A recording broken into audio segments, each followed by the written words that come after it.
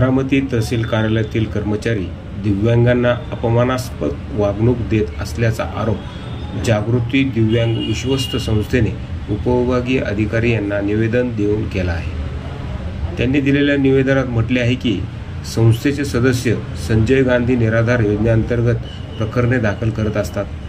त्यातील तहसील कार्यालयातील संबंधित कर्मचारी दिव्यांगांना नाहक त्रास व अपमानास्पद वागणूक देत आहेत। या कर्मचाऱ्यांमुळे त्रस्त झालेल्या दिव्यांगांना अनेक अडचणींना सामना करावा लागत आहे। या निवेदनात दिव्यांगांच्या पेन्शन योजनेत सुधारणा करण्याची मागणी संस्थेने केली आहे। सध्या दिव्यांगांना 1500 रुपये पेन्शन मिळते, ती वाढवून 10,000 रुपये करावी।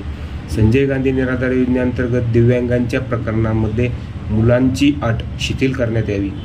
तहसील कार्यालयातील कामकाजात विशेषतः आवक जावक विभागात सुधारणा करण्याची मागणी संस्थेने केली आहे, कारण या आवक जावक विभागात दिव्यांगांची प्रकरणे अनेक महिने प्रलंबित राहत असल्याचाही आरोप त्यांनी केला आहे। संबंधित कर्मचाऱ्यावर कारवाई करून दिव्यांगांना न्याय मिळवून द्यावा अशी मागणी संस्थेने केली आहे। या निवेदनावर संस्थेचे अध्यक्ष दीपक गायकवाड आणि उपाध्यक्ष अजित शेख यांच्या स्वाक्षरीने निवेदन सादर केले आहे। या निवेदनाच्या प्रती मुख्यमंत्र्यांना सुद्धा संस्थेने दिलेल्या आहेत।